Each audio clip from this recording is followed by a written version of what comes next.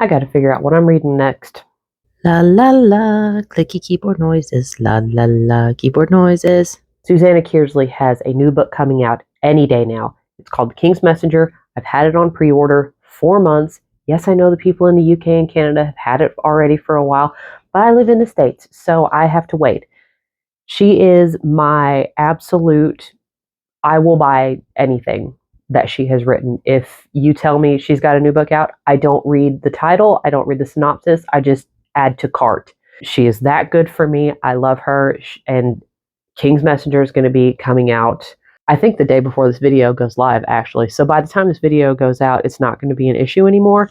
But the last time I had a book come out that I had pre-ordered, it didn't come until the day after. And why am I mentioning this? Because I just finished reading a book yesterday, and that means there's a little gap between right now and the book coming out, and I need to fill it with something. I am a semi-mood reader. I know some mood readers, they'll read like 20 pages of a book, and if they're not vibing, they'll just move on to another one and then come back to it when they're in the mood for it. I am a mood reader in that when I finish a book, I don't know what mood I'm going to be in, like genre-wise, for the next book. Like, I don't stick to a specific genre. You know, I might read a World War II book, and then I want to read a rom-com, or I might read a rom-com and then be like, you know what, I want something dark. I want like a murder book.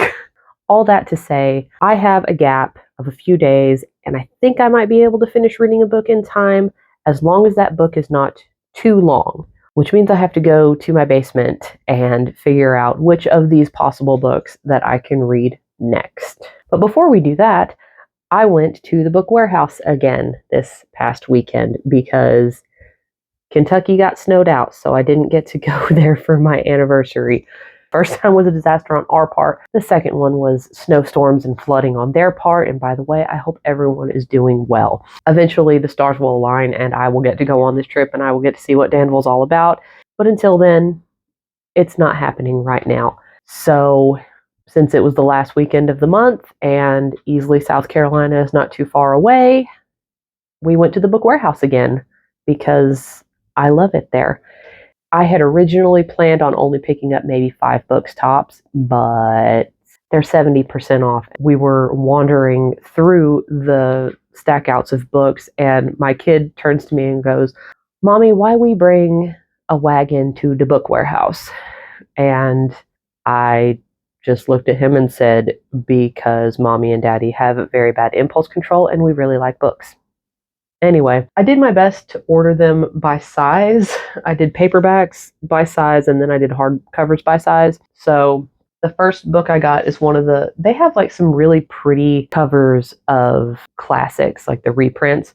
So I found My Antonia. It's pretty. And the second book is The Blue Castle by L.M. Montgomery. I keep seeing this book show up on cottagecore lists, so I thought it might be worth reading, and of course it was here. The next book is Shadows in the Ashes. This is actually the third Christina Courtenay book that I've gotten, and I have not read any of them yet. So here's hoping that she's a good author, because I'm going to be very disappointed if I start reading these books and now I've got all of her books and I don't like them.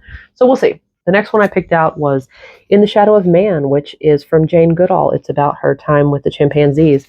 I love Jane Goodall, and she's always been kind of cool to me, even though I'm not a very outdoorsy person, and it's got pictures, and I'm looking forward to it. The next one we have is How to Marry Keanu Reeves in 90 Days. I picked it up based on the title alone because this is a funny title, and also seems like it's going to be a rom-com, and you know I love me a good rom-com. The next book that I picked up is another nonfiction. It's called White Debt, The Demerara Uprising and Britain's Legacy of Slavery. This guy finds out that his family profited from slavery. It says, charting the dramatic buildup to this landmark event through the eyes of 4 people: an enslaved man, a missionary, a colonist, and a slaveholder. Harding lays bare the true impact of years of unimaginable cruelty and incredible courage, and asks how those who benefited from slavery can take responsibility for the white debt.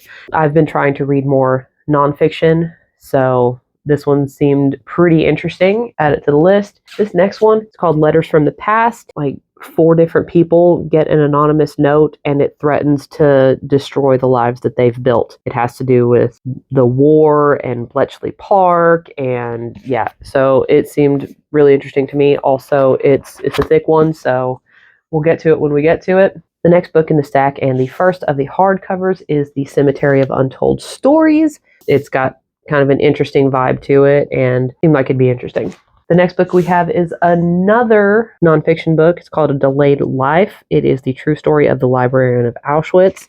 Seemed kind of timely to be reading about what happens when the Nazis take over. The last book I got was A Witch in Time. Anything that sounds like time travel and time slip, I'm here for it.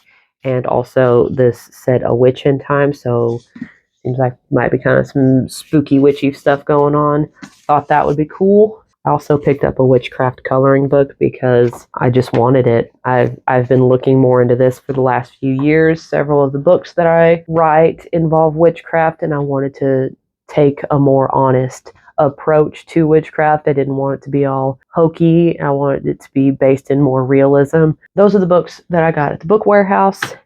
And now we will move on to picking out what book I'm going to read next. So what I have to do is I'm going to pick out 5 random books, or 5 of my shorter books, and then I'll show you how I narrow it down. And through the magic of editing, you will never know that I left. All right, so we have picked out our 5 books. Here we are, 5 books. We've got Stigmata, Becoming Lady Lockwood, We Have Always Lived in the Castle, When Dimple Met Rishi, and The Cemetery of Untold Stories. If you ever doubt my whimsy, that is my Bezos box, the panda. I kind of do a Thunderdome type thing. So these right now are 1, 2, 3, 4, 5 in order from how I picked it. Echo, pick a number 1 through 5. 5. All right, so number 5 is now round 2's number 1. Pick a number 1 through 4. Whoops. Pick a number 1 through 3.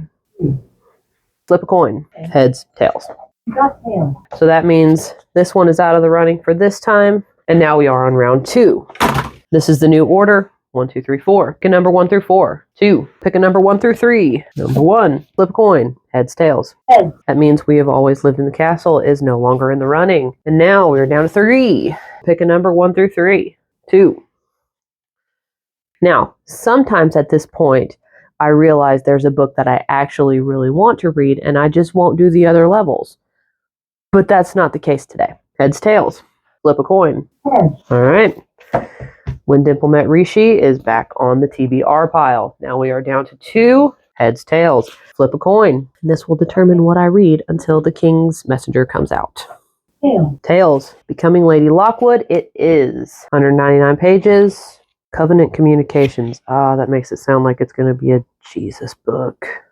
Oh, yeah, LDS, Latter-day Saints. So, yeah, apparently this one's going to have some religious vibes. That's fine. I don't care. I believe that I can get this book done in that amount of time. If not, it's so short that I'm only going to have to put off my Susanna Kearsley for just a little bit of time. Normally, I wouldn't even have to do this. If I don't know what to read, I pick up a Susanna Kearsley book, usually The Rose Garden. However, all of my Susanna Kearsleys got waterlogged in the hurricane, and I have not bought replacements yet. I'll get around to it, but at least it gives me time to work on my TBR. If you follow me on Instagram, this will be in my monthly roundup that I do at the end of every month to show which books I read and how I rated them. So be on the lookout for that if you follow me. If not, no big. It'll only hurt my feelings a little bit. And yes, I know this is not a pirate ship. However, it does remind me of a fun little fact that I read while doing research for my Hook book. Did you know that most pirates did not actually bury their treasure? It has been recorded. They have done it. However, it was fairly uncommon. What they typically did was once they finished their raids, they kept their plunder on board and split them evenly amongst their crew, depending on injuries that people got during the raids and the rankings of people. They had different levels of shares that they got, but they were broken up between their crew instead of being buried. So there's your fun fact for today. And speaking of my hook book, I am writing. It is slow going, but I have reached the point in my writing where I'm having to wake up from almost falling asleep because I have an idea that I have to write down, which is exciting because it means that I'm thinking about it a lot, but also it stinks because I've been taking medicine to help me fall asleep, and I'm not supposed to get up while I'm trying to fall asleep because it could mess with the effectiveness of the pills. And so far, I have chosen writing everything down, which that makes me sleep better because I'm not worried about, am I going to forget it? So it all comes out in the wash. As for the cats, Texas had to go to the vet. Somebody stomped on him, but he's fine. He didn't have any injuries. I was worried that he did because he was hiding from us that day, but he's fine. She woke up on Thursday with a swollen eye, which the swollen eye is what started this whole months and months long nightmare. But I do still have the medicine that they had me put on her eye when it was swollen the first time. So I'm gonna hope that she just got a little bit of litter in her eye or something and not that she's hurt. But I'm adding that medicine onto the rotation of the stuff that she's got. She has not made her neck or her ear any worse, but I still keep the sock on. She does get the collar taken off during the day. Whatever time she comes to me is when she gets to have it taken off. So if she greets me at 9 o'clock in the morning, she gets it off at 9 in the morning. If she wants to hide until 2 in the afternoon, she does not get it off until 2 in the afternoon. I'm not chasing after her. She'll get the collar off when she comes to me. The other cats are doing fine. I had the windows open today, and the cats were enjoying that pretty well until Naja started scratching at the mesh, and then I had to close it. But it was nice. Mid 70s. By next week, it's going to be down to the 50s again, but I'm going to enjoy the nice weather while I can.